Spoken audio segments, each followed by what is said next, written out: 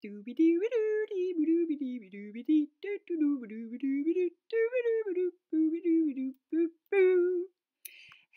family. Check what we're going to make today. They are the most cutest little pebble bunnies or rock bunnies because that's a pretty big pebble. Anyway, what we're going to do is we're going to paint them and we're going to make them look as real as we possibly can. I thought this is a great project before Easter. So this is what we're going to need. We're going to need some pebbles, maybe a rock. I don't mind. Depends how big you want your bunny. We're going to need red, yellow, blue, and white paint. This is acrylic paint. I've also used gesso, a white paint, to coat my rocks with to make them nice and opaque so that I can paint on top of it. And you're going to need a big brush and a little pointy, nice, sharp, pointy brush and a pencil. That's all you're going to need. So we're going to give them a light coating of gesso. Gesso is just white paint. So if you've got white paint at home, you're welcome to use it. Gesso is just a little bit more opaque, so it makes it a bit easier to go on. So paint up those rocks. So I'm going to teach you how to make brown with just yellow, blue, and red. By mixing those colors together, you're going to end up with brown. So if you mix yellow and orange and a bit of blue in it, it will make brown. I added a bit more red there, so it goes into a more reddy brown. You can see it's kind of coming together. It looks pretty awful when it's on the plate, but once you get it on your actual item, it looks good. So I did again, but this time I added more red and it makes a bit more of a reddy brown. Now the next one I'm adding a less blue, so that it becomes a bit more and a bit more yellow, so it becomes quite a nice smooshy brown, poopy color brown. I also add white to my browns. It kind of like tones them down again a bit and makes them, I don't know, just looks a whole lot better when you put white into red, yellow, and blue together. So look at that. You can make lovely shades of brown. So your bunnies are going to be brown today, and it's good to have different shades of brown. All right, next is to draw on those noses and mouths and little eyes. You can see the nose is a little triangle. Then we're going to guess where those ears start, so we go up a little further, where the eyes go. Make a nice little ears, sort of sides of his face, and putting all the little details on our rabbit so that he looks good. Inside of his eyes, around his mouth, and then onto my second one. I'm doing exactly the same. This time I'm going to make this a white and brown bunny, and it's going to have patches on him. So I'll draw on his ears, little eyes coming on nice. They're kind of like little half circles there inside of his ears. And there we go. We're going to do his tail. Done. Painting time. Right, so now what I'm doing is I'm painting the whole of my bunny kind of like the middle tone. So the tone that is not the darkest of darks and not the lightest of lights. It's an in-between color. So I'm just filling up all the bunny, and then I'm going around while the paint is still wet to make sort of like a textured feeling of the bunny's fur. And I'm going to go in with the darker color. I'm going to put in all the little details so I don't kind of lose them underneath all of that medium sort of tone. So you can just keep going and keep going. Put all those details in. Kind of got to guess where his head starts and his body finishes, or his head finishes and his body starts. And we're just going to go around and fill up my whole rock with browns.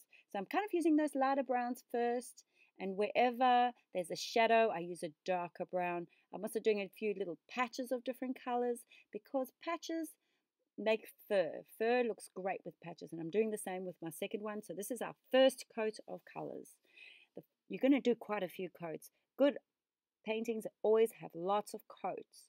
So lots of layers, just like Shrek, you know, layers, like onions and cakes. So you can see I'm just going around now and painting all those details in with the darker color because this bunny is going to be darker. He's going to be white and brown. So now I'm going in again, filling up all the white spaces, painty around all the dark spots. I'm kind of doing it roughly because, you know, fur is not flat and smooth. It's all bumpy and lumpy. And all the paint is wet, so it's kind of blending a little bit. That's all good. So keep going. I'm adding some more lightness, lots of layers. Now I'll probably let it dry in between there a little bit.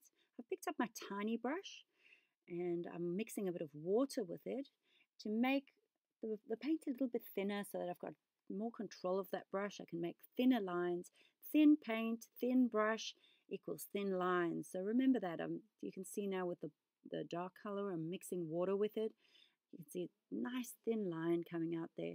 So now I can really draw those details in. I can draw the inside of the eyes, around his nose, put those dark bits in. I'm drawing all the little bits that are making this bunny come alive. We're trying to make him look 3D. And for things to look 3D, they need to have darks and lights. The darks will help it have a shadow, and the lights will help it have a highlight. Because everything that is in the light that has form has got light on it, and that's what really we as artists have to do, is to have a look at something and add light and dark to it. So this is what I'm doing now. I'm trying to make a fur effect. The fur effect comes by doing layers. So I do a dark layer of stripes or furry feeling, and then I take a light brush of a different lighter brown and I go on top of it again. And just keep layering the darks and the lights. You'll see I keep going around and around my bunny. So keep on keeping on, going all the way around on his back. I'm kind of doing patches of fur. So a patch here, a patch there. I'm going around his face. I'm trying to keep the whole thing have unity. The whole bunny has a bit of unity. So not all the same in one patch. Change it up a little bit, but all sort of the same colors. And you'll see on this side now, it's starting to build up that fur quite nicely.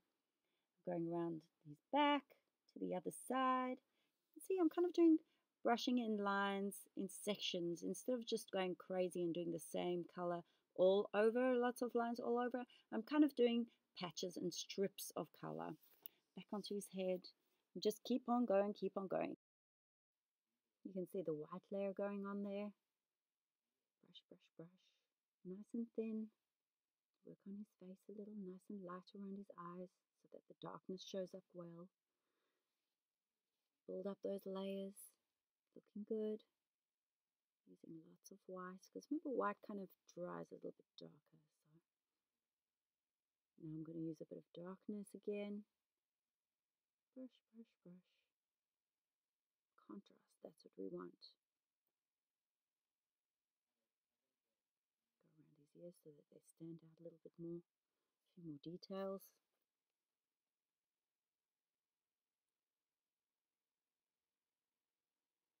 Keep putting a bit of more water on my brush to make it thinner. It's looking great. Brushy, brushy, brushy.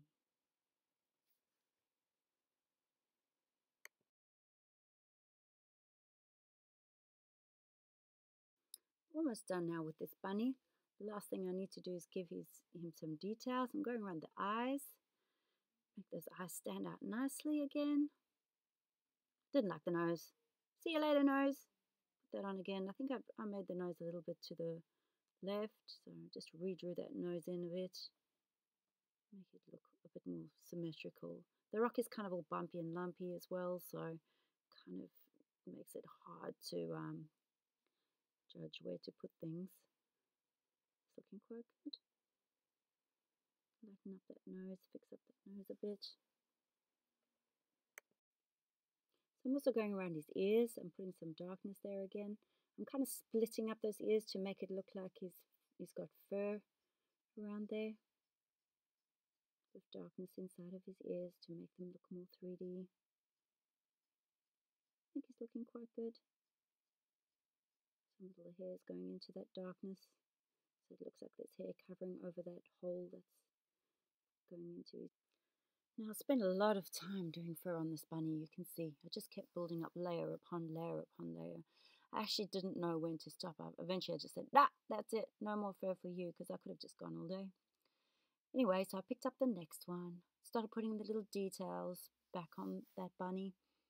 Oh, and he was so cute. I really like this one. Kind of looks more like a hamster, but anyways. He's a little flat rock. He looks quite cute. So you can see I'm just going in with the dark and then light and then dark and then light, doing those little brush strokes that make his hair. I reckon the white one was a little easier just because I didn't have to do as many white strokes of fur. I kind of just really needed to do the brown strokes.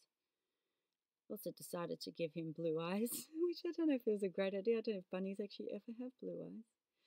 But as you can see, and just keep on doing those layers. I'm just brushing them all on. More little fur around his mouth, around his eyes. I gave him some blue eyes. I don't know if bunnies have blue eyes, but anyway. Keep going and adding that light and dark, layer it on one on top of the other. Almost done. Just those last little details, little highlights in his eyes. A few more little brush strokes of fur, and boom, all done. Now the last thing I did was gave them a little coat of varnish to make them nice and shiny, and I actually stuck on a little pom-pom for his tail. I think that just finishes him look really, really good. Now these are with the bunnies at home. These are my girls' bunnies. How cute are they? They're not impressed with them, but look how nice they've turned out. I think the Easter Bunny would even be proud of these rocks. I hope you enjoyed the project. If you do one of these cute little rock bunnies, please share it with me. I'd love to see how yours went. Have a lovely day. Bye.